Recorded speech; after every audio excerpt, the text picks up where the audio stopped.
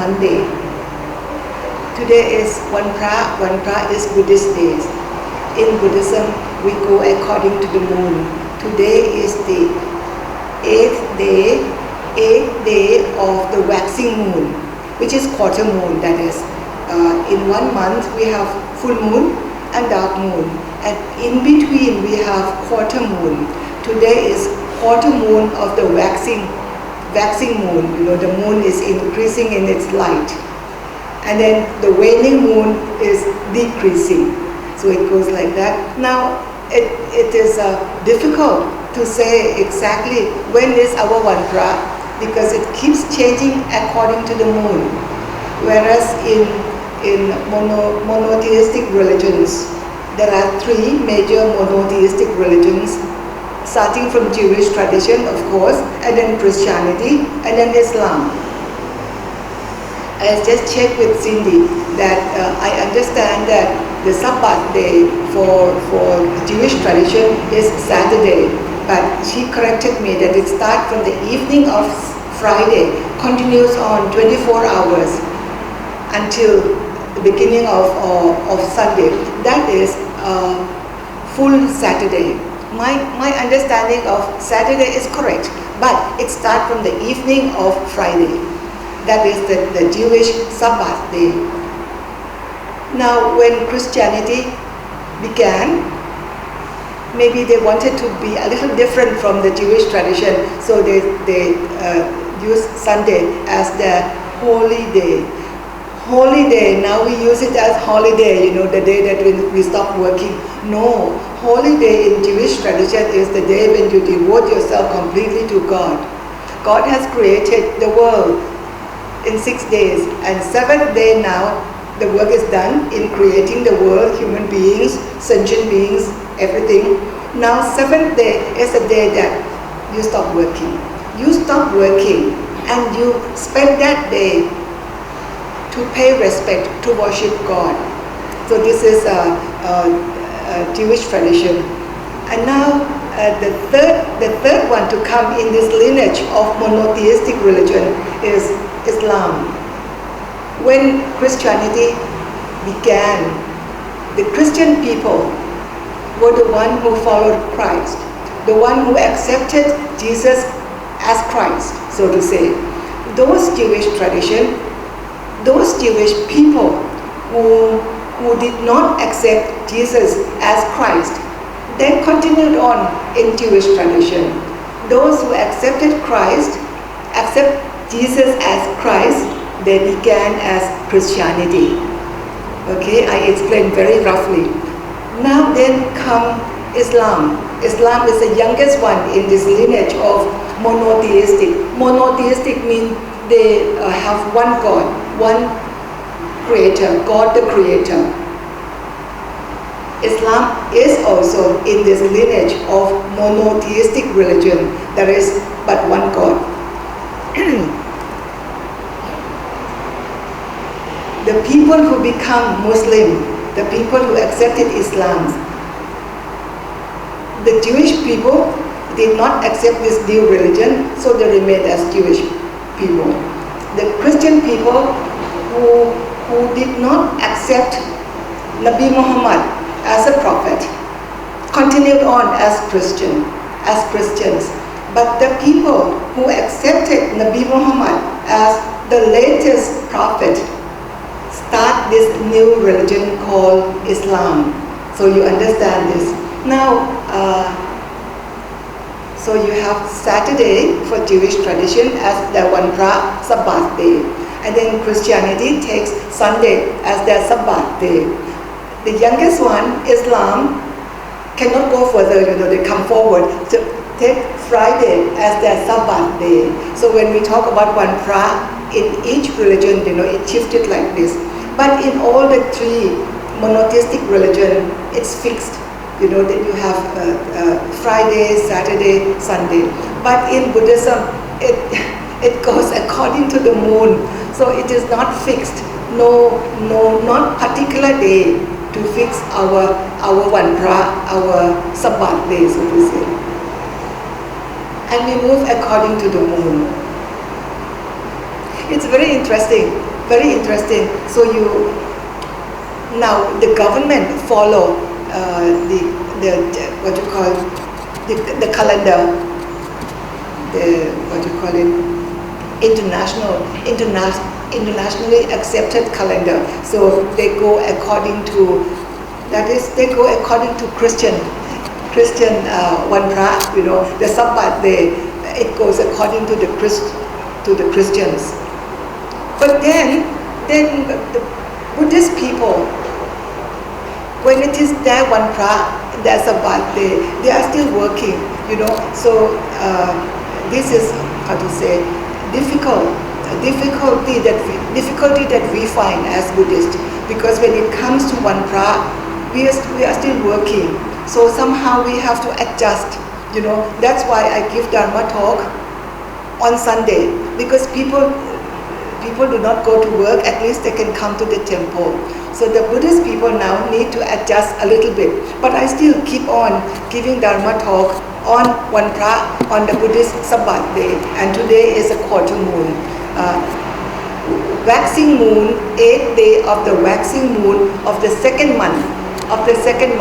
So I always, before I start talking about this, I always mention about how we count this quarter moon. Now, particularly if you are monastics, very important that we follow our calendar. So if you come to Thailand, please pick up the local calendar. Very interesting, on the day that we perform our duties, you actually have this small, how to say, small symbol of the Buddha on the day when it is our one pra.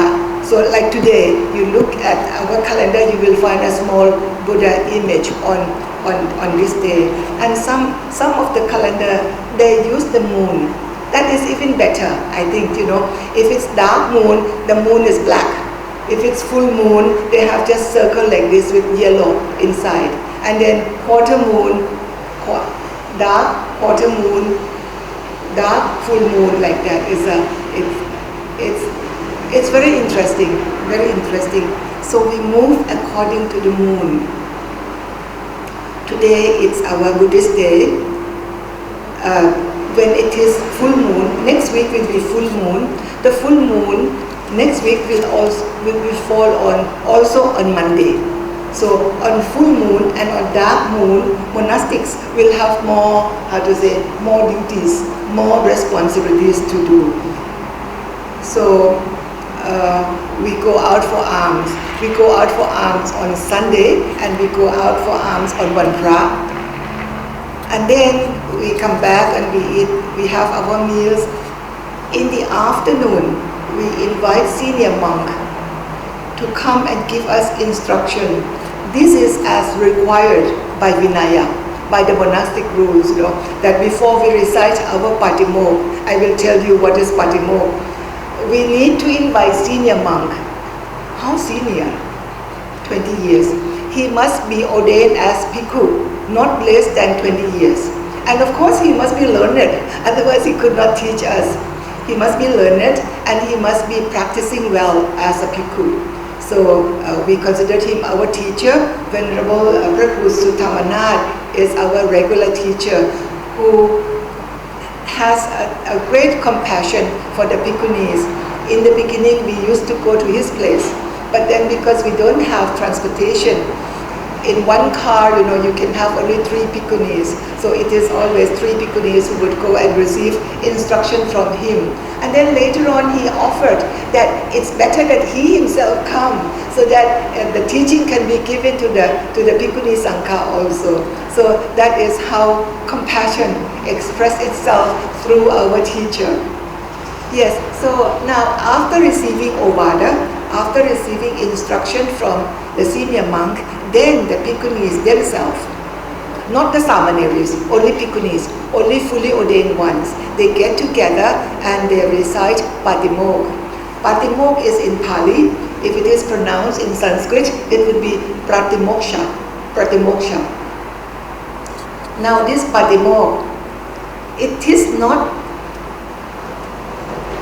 in the Vinaya.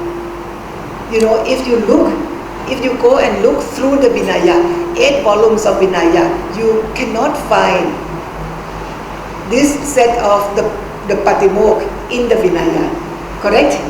Venerable Paripurna, correct? We cannot find that. It is a separate literature. And in this Patimokkha, it deals with the don't do this, don't do this, don't do this.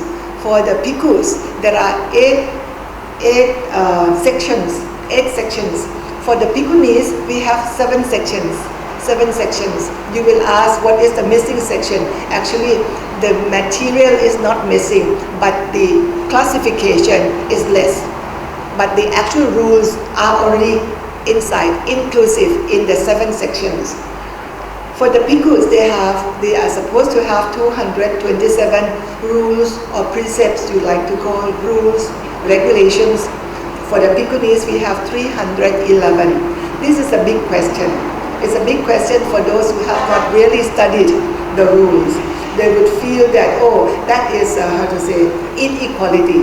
Already inequality expressed in the monastic rules itself. The women, the Buddha never wanted women to be ordained. They said, is it true? Nobody is forcing him, Nobody is forcing him. The Buddha allowed women to be ordained because women can be enlightened.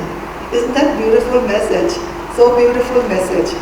And then these rules happen simply because of cultural setting. We always take more care of daughters than sons, right? In this present situation. So daughters always have more, don't do this, don't do that, don't go late at night, like that. So when the girls are ordained, also they have to follow this social context, cultural context. So sometimes, when I don't have time to explain why we have to keep more precepts, I just said that simply because the Buddha trusted us. The Buddha trusted us that we could keep more precepts. So that's the end of the question.